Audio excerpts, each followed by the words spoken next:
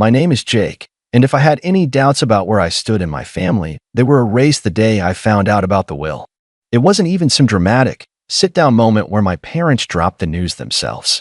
No, I found out entirely by accident, by sheer dumb luck.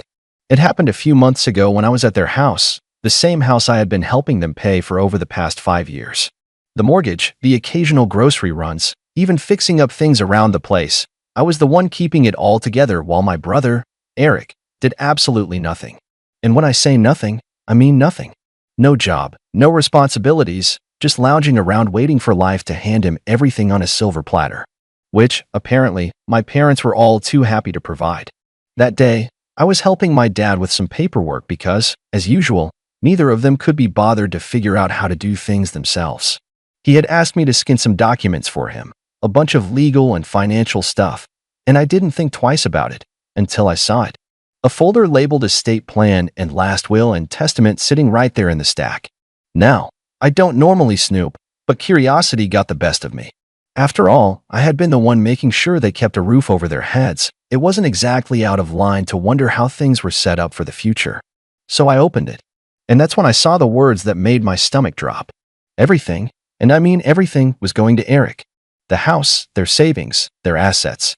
Not a single mention of me, except for some generic line about loving both of their sons equally. Yeah, sure. Equally. That's why they made sure their golden child would inherit everything while the son actually keeping them afloat didn't even get a footnote. I felt like a fool. Here I was, bending over backward for them, making sure their bills got paid on time, making sure they never had to worry about food, while they sat back and planned for a future where I got absolutely nothing. And Eric? He wasn't just lazy, he was entitled. He never lifted a finger to help them, never contributed a dime, but he had somehow convinced them that he deserved it all. Maybe because he was the younger son, maybe because they just always babied him, maybe because he knew exactly how to manipulate them. Whatever the reason, they had made their choice. I sat there staring at the paper, my hands shaking from a mix of rage and betrayal. How long had they planned this? Had they always intended for me to just be their free financial safety net with nothing in return? Did they ever even appreciate what I did for them? I had no idea how long I had been sitting there, but eventually, my dad noticed I wasn't scanning anything. "Hey, Jake, what's taking so long?" he asked, walking back into the room. I didn't even bother to hide the will. I held it up and looked him dead in the eye. "So, this is how it is?" I said, my voice unnervingly calm. "Everything to Eric? After everything I've done for you?" My dad's face went pale for a second, but then he sighed, like I was some little kid throwing a tantrum. "Jake, it's not what you think." "Really?" I snapped. "Because it looks pretty damn clear to me. I've been paying your mortgage, helping with groceries, fixing the house up while Eric does nothing, and you still decided he's the only one who matters." Dad looked uncomfortable, but instead of actually explaining himself, he just muttered, "It's complicated." That was it. No apology. No attempt to justify it beyond those two useless words. Just a weak excuse and an expectant look, like he was waiting for me to drop it and go back to being their personal ATM. I should have walked out right then and there, but I wanted to hear it from both of them. So I called out for my mom. When she came in and saw the will in my hands, her reaction wasn't much better. She at least had the decency to look guilty, but the words that came out of her mouth made my blood boil. "Jake, honey, you don't need the inheritance," she said gently, like she was doing me a favor. "You have a good job. You're independent. Eric, well, he struggles. We just want to make sure he's taken care of." That was the moment something inside me snapped. They weren't even denying it. They knew exactly what they were doing, and in their minds, it was completely justified. They had spent years enabling Eric's laziness, and now they were planning to reward it by handing him everything while I got tossed aside like an afterthought. I took a deep breath, clenched my jaw, and set the will down on the table. "Got it," I said, my voice eerily calm. "Glad to know where we stand." Then I turned and walked out of the house, ignoring their protests as I slammed the door behind me. They had made their decision. Now it was time for me to make mine. I didn't go back to their house after that. I didn't call. I didn't check in. For the first time in years, I let them handle their own damn problems. If they needed something fixed, they could figure it out. If they needed groceries, they could find their own way to the store. And most importantly, if that mortgage bill showed up, well, I wasn't the one paying it anymore. The silence lasted about 2 weeks. At first, I think they assumed I was just pouting and would come crawling back like always. Maybe they expected me to cool off and apologize for daring to question their decision. But when the days kept passing with no word from me, and more importantly, no financial help, you could practically feel the shift in their attitude. Then, one afternoon, my phone buzzed. Dad texted, "The property taxes are due." That was it. No, he didn't text, "Hey, how have you been?" No, "Sorry for what happened." No, "We really appreciate everything you've done." Just a cold, transactional message as if I were still the walking bank they could tap into whenever they pleased. I stared at the screen for a moment, almost amused at how predictable they were. They really thought they could just demand money like nothing had happened? That I'd keep playing my part as their financial safety net, even after they made it clear I was disposable? I calmly typed back, "I'm sure Eric will handle it, since the house is his and all." It took exactly 5 minutes before my mom called. I let it ring. Then another text came through. Mom texted, "Jake, please don't be like this. We need to talk." Oh, now they wanted to talk? Now that their bills were piling up and reality was finally slapping them in the face? I waited an hour before replying. "There's nothing to talk about. You made your choice. Now you can live with it." I figured that would be the end of it for the day. I had made my stance crystal clear, and there wasn't a single part of me that felt guilty about it. But then Eric decided to chime in. His text came in late that evening, and the second I saw his name pop up on my phone, I knew it was going to be something obnoxious. Sure enough, when I opened it, I was greeted with pure entitlement. Eric texted, "Dude, why are you being such a drama queen? It's not a big deal. Just help them out like you always do." I nearly laughed. Not a big deal? He was really acting like I had no right to be mad about this. I typed back, "Nah, I think you've got it covered, since you're the favorite and all." Eric texted, "Oh my God, are you seriously mad about the will? Grow up, man. It's just money." Oh, now it was just money. Now that it was his to inherit, it suddenly didn't matter? The hypocrisy was astounding. I shot back. "Then you won't mind using some of that money to pay for the mortgage, right?" Silence. A few minutes later, my mom texted me again, this time going full guilt trip mode. Mom texted, "Jake, we're your parents. Family takes care of each other. We did so much for you growing up, and now you're just abandoning us?" I had to take a deep breath to stop myself from throwing my phone across the room. Abandoning them? I had spent years making sure they never had to struggle, all while they coddled Eric and rewarded his laziness. And now that they finally had to deal with the consequences of their own decisions, I was the bad guy? I wasn't falling for it. Not this time. I responded, "You made it clear I wasn't part of the family when you left me out of the will. Now Eric can take care of you." I could imagine my mom gasping dramatically at that. She always had a flair for acting like the victim, even when she was the one in the wrong. A few minutes later, my dad sent another text, and this one had me seething. Dad texted, "We're not asking for much. Just enough to cover the mortgage for a few more months until we figure things out. Don't be selfish." Selfish. The word made my blood boil.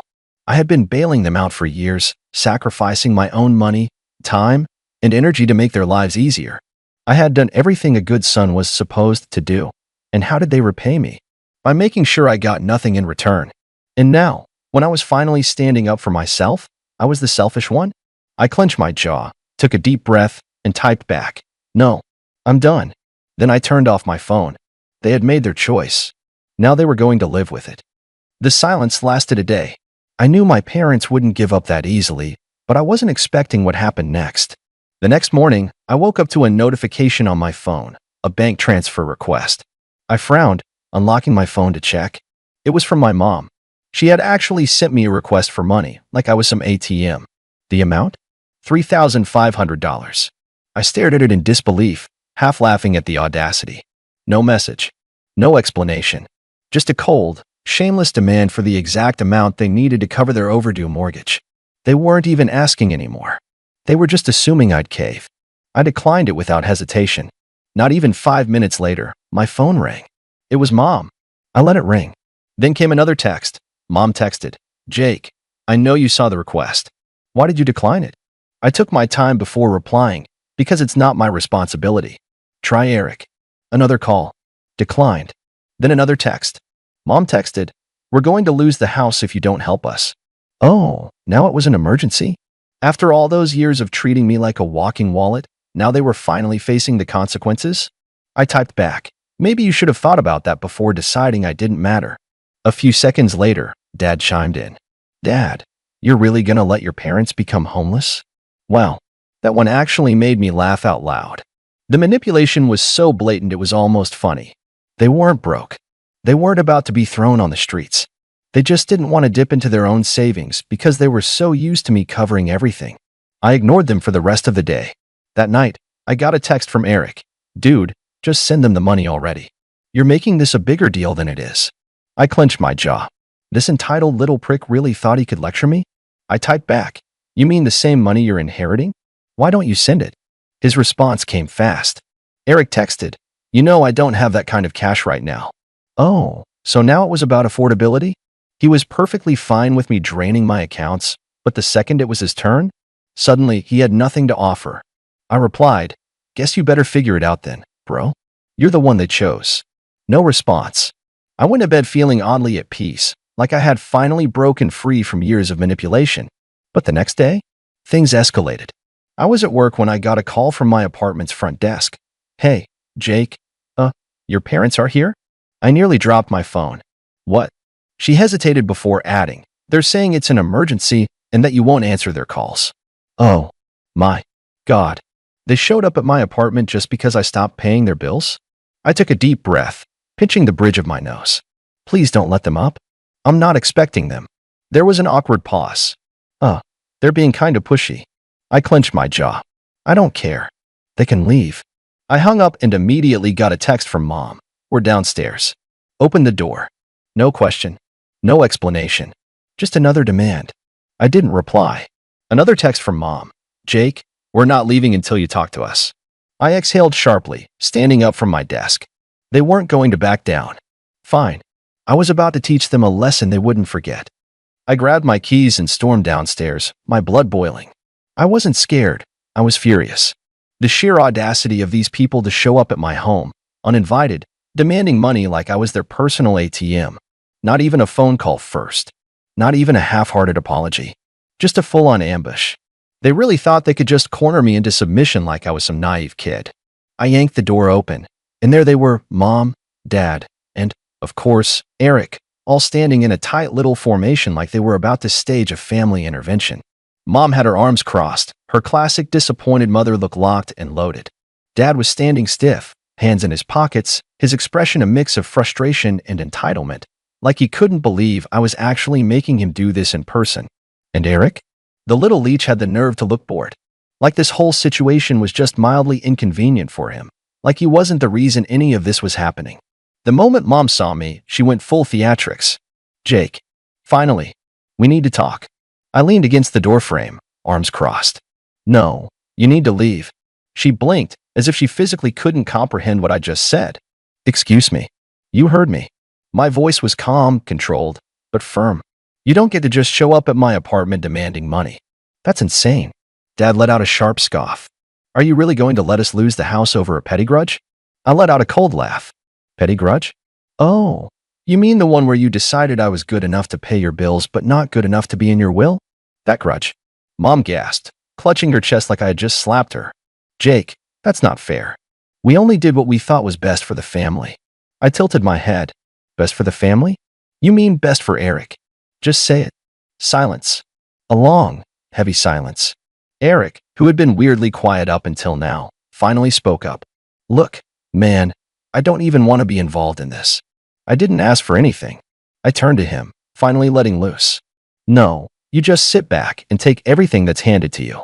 You're 28 years old, Eric. Get a damn job. His face turned red. Dude, what the hell? I took a step closer. You heard me. You want to inherit the house? Start acting like a homeowner. You want to be the golden child? Start paying their damn bills. I'm done being your personal bank. Eric looked away, suddenly very interested in the pavement. Mom took a deep breath, recalibrating her guilt trip. Jake, he's your brother. I nodded. Yep, and I've supported him longer than you ever have. Dad's face darkened. You're being selfish. I laughed. A real, genuine laugh. Oh, that's rich coming from you. I gestured between them. You two decided that Eric deserved everything, and I deserved nothing. And now that it's time to pay the price for that choice, you're trying to manipulate me into fixing it for you. Not happening. Mom's voice sharpened. We thought you'd be mature about this. I raised an eyebrow. Mature? You mean quietly accept that I was betrayed and keep paying your bills? Because let's be real, that's what you wanted. Dad stepped forward, trying to loom over me like he used to when I was a kid. Jake, we raised you. We fed you, clothed you, gave you everything. The least you can do is help us now. I looked him dead in the eye. I already did. For years. And you repaid me by cutting me out. Mom's lip trembled. We thought you'd understand. I exhaled, shaking my head. Oh, I understand perfectly. I understand that I was never family to you, just a paycheck. Silence again. A suffocating, undeniable silence. I turned to Eric, who was still pretending to be invisible. And you? What's your excuse? You had years to grow up, to get your life together, to contribute. But you didn't. Because you knew they'd take care of you. And when they're gone, you just expected me to step in, huh? Eric finally snapped. What do you want me to say, man? I didn't ask for this. I nodded slowly. Right. You didn't ask. You just benefited. His mouth opened, then closed. Nothing. He had nothing. Mom tried one last guilt trip. Jake, we're family. Family takes care of each other. I stared at her for a long moment before answering exactly. So why didn't you take care of me? She froze. No words. No comeback. Nothing. I let out a slow breath, feeling lighter than I had in years. We're done here. I turned and walked back inside, closing the door behind me. Before I even made it back to my couch, my phone buzzed. A new text from Dad. Wow. After everything we've done for you? You're really gonna abandon us? I smirked, typing back. No. You abandoned me. I'm just finally accepting it. I had sinned.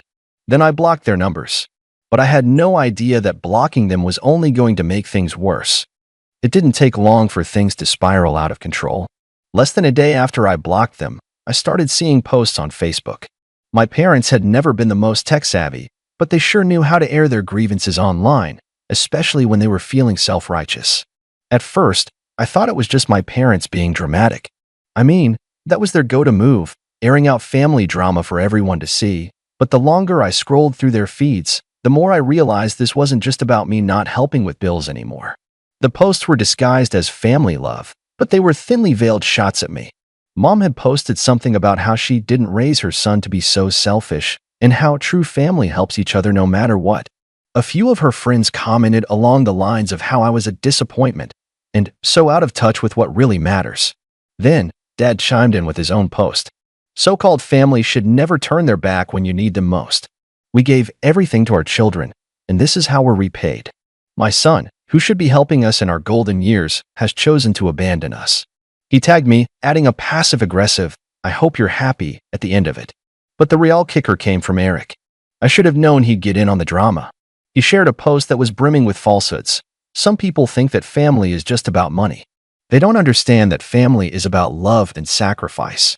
I'd do anything for my parents, but some people just don't get that. They're too wrapped up in themselves to realize that true love is about helping those who raised you. He even threw in a disguised jab at me. I wish some people could learn what it really means to be family. I love my parents, and I'm grateful for everything they've done. That was it. That was my breaking point. I sat there, staring at the screen in disbelief. How had it gotten to this point? They'd turned this entire situation around, made me the villain, the selfish son who wasn't willing to support his sacrificial parents. The son who didn't appreciate all the love they gave me over the years. How could they? I had always been the one who worked hard, the one who contributed, the one who never complained. I had to swallow the fact that, somehow, they had convinced themselves they were in the right, and now they were telling everyone that I was the problem. I didn't want to react immediately. I took a step back, collected my thoughts, and waited for a few hours. I wanted to make sure I didn't just rush into something out of anger, but the more I thought about it, the more I realized that I couldn't let them get away with this. If they were going to drag my name through the mud, I was going to set the record straight. So I pulled out my phone, and I started typing. I opened my own Facebook account, the one I kept for close friends and real family, and I posted a lengthy update. I wasn't interested in playing their game. I didn't want to get bogged down in petty back and forths. What I wanted to do was tell the truth. Here's what I wrote. I know I've been quiet for the past couple of days, but I can't stay quiet any longer. My family has been sharing a lot of things online about me that are simply not true. They've portrayed me as the villain, the selfish one who refuses to help my parents in their time of need. I'm here to set the record straight. I've always helped my family. From the moment I could get a job, I've been the one helping with bills, paying for groceries, and supporting them in every way I could. But there comes a point where you can't keep giving without being respected. Over the years, I've watched my parents favor Eric, giving him everything: the house, the money, the attention. Meanwhile, I was expected to just keep giving, without ever being considered as equal. I'm sure some of you might be reading this and thinking, well, that's just how family works. But here's the truth. Family should be a two-way street. When I found out that my parents left everything to Eric in their will, I realized how one-sided this entire relationship had been. They didn't even consider me, not even for a moment. They've made it clear that I'm just the one they can count on when things get rough, but never the one they actually want around unless it's convenient for them. For years, I've been the one funding their lifestyle. I've paid for vacations, chipped in for bills, and even helped out with things like the house taxes. And for what? To be treated like a backup plan? I'm done. I'm not just some wallet they can pull money from whenever they need it. I'm a human being, and I deserve respect. I've earned the right to be treated like I matter, not just when they need something from me. As for Eric, it's time for him to grow up. He's 28 years old, and he's never worked a day in his life. He's never taken responsibility for anything. My parents have enabled him for so long that it's no surprise he's the one they favor. But here's the thing. He's had plenty of time to get his life together. And now, it's time for him to stand on his own 2 feet. To everyone who has been following this drama and supporting my parents, you need to understand that there's always 2 sides to every story. Yes, family is important, but it's also about mutual respect. I've given enough for a lifetime, and I'm not apologizing for taking a step back. This is not me turning my back on family. This is me finally choosing myself. And to my parents, I wish you the best. But I am done being your doormat. I hit post, and instantly, I felt a sense of relief. For the first time in my life, I was telling the world the truth about my family, about how they had taken advantage of me for years, how they had always expected me to be the one to save them, without ever once thinking about what I needed. I wasn't going to let their narrative control my life anymore. The reactions were instant. Some people, who I hadn't talked to in years, came forward to express their support. A few of my cousins, friends of my parents, even some distant relatives liked the post, sending me private messages telling me they were sorry for what I had been through. It felt so freeing to finally have the truth out there, not buried under guilt trips and manipulative behavior. But then came the backlash. My parents and Eric went ballistic. Eric messaged me, "You're a traitor. You really had to air all our business out like this? You have no respect for family." Dad called me, practically yelling into the phone, "You've ruined everything, Jake. You'll regret this. You'll regret cutting us off. You'll regret turning your back on your own family." But I didn't regret it. Not for a second. I blocked them all. I was done. And for the first time in my life, I was free. Free from the toxic grip they'd had on me for so long. As the days passed, I could feel the weight lifting off my shoulders. I was done with being treated as less than. I was done with being the one who was always expected to fix everyone else's problems. And now, I finally had the freedom to live my own life on my terms. So, no, I don't feel bad for cutting them off. I deserved better. I still do. And from now on, I'm choosing to surround myself with people who appreciate me for who I am, not for what I can give them. It's time for me to move forward, for good. And I will. Let me know your thoughts in the comments below.